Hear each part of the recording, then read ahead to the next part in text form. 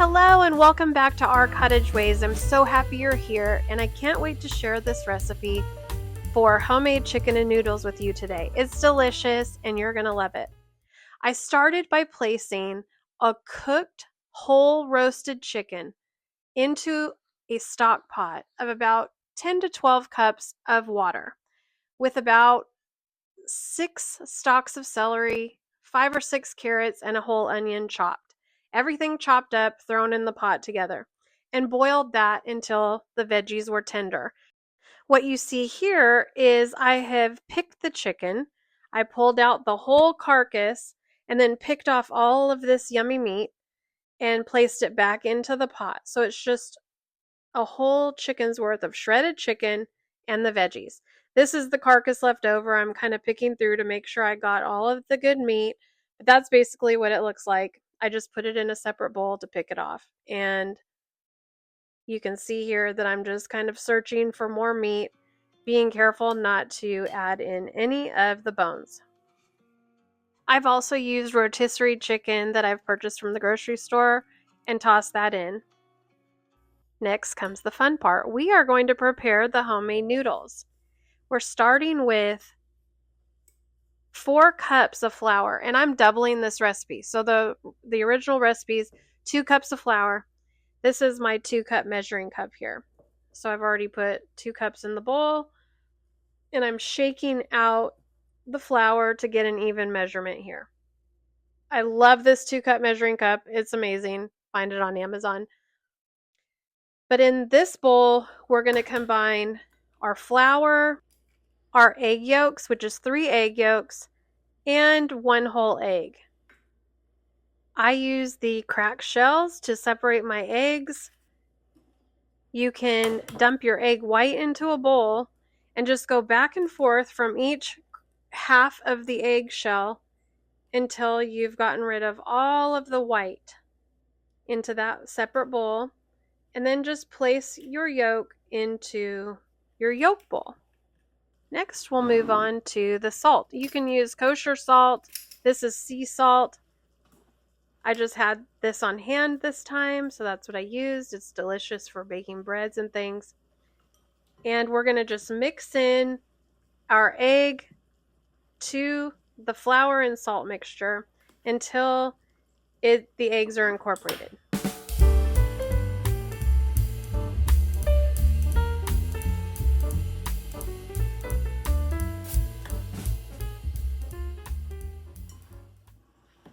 At this point, your noodle dough is looking a little bit dry, but don't worry, we're going to add about 1/4 to 1/2 cup of water, a tablespoon at a time, just until we get it to the right consistency.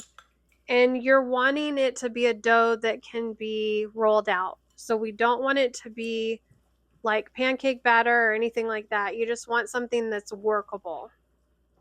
We'll continue to add the water in just a little bit at a time until we get it to the right consistency. And I'll work it with my hands a little bit and I'll kind of get a feel for it. Does it need more? For this recipe, I ended up using right at 1/2 cup of water. And I'll continue to form that dough with my hands. It's easier to tell the amount of water, the moisture content with your hands than it is with a spatula. So you can kind of feel it, see if it's still dry, how pliable it is, how workable it is. You'll kind of know, do I need to add a little or not?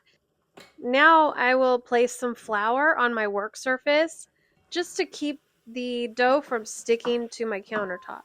I like to make sure I keep that flour handy just in case I need to add any throughout the process.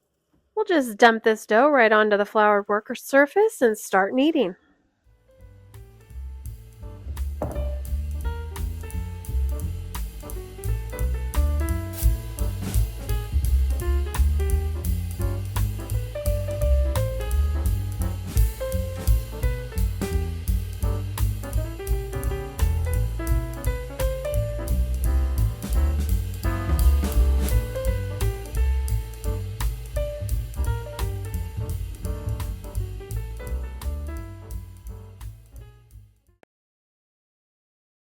Pan, I'm just going to take the dough and roll it out, divide it into 2 pieces so it's easier to work with, and roll this out to about 1/4 of an inch thick.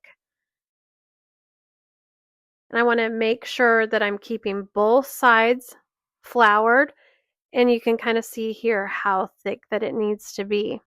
I'm using a pizza cutter today to cut my noodles. I just find it's the most efficient. It's easier. I've used knives and things like that, but this is super easy. You can see kind of what they look like. And after I've cut them, I add flour just to keep them from sticking. And I'll add these to the bowl, and we'll move on to the second piece of dough. Once again, rolling it out to about 1/4 of an inch thick until it's ready to cut. Repeating the same process until we get all of our noodles from all of the dough rolled out and cut.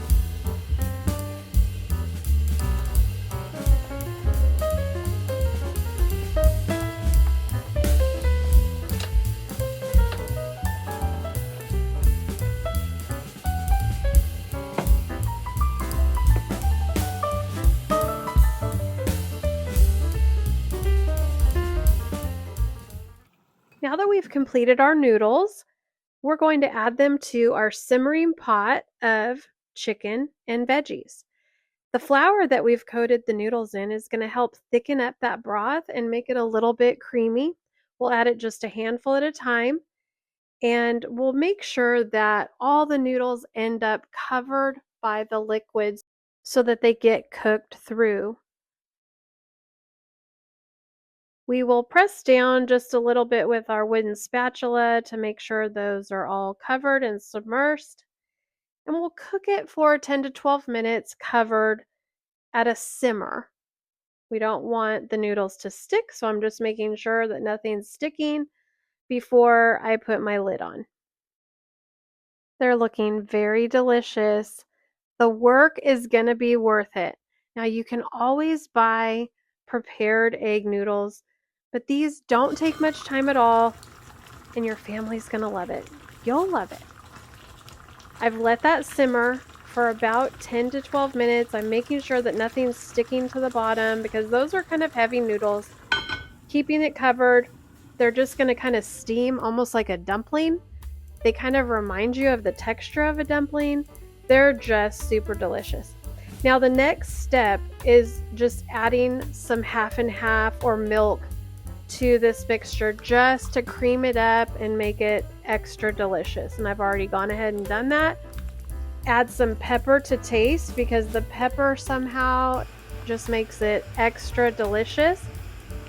I'm packaging up a portion of this pot to share, packaging it in a travel safe container. It should arrive nice and warm, ready to eat. You have to try this recipe. It's so delicious, sure to become a favorite of yours as it is ours. This is definitely a comfort recipe that you've been looking for, perfect for the cold weather coming upon us. I can't wait for you to try it.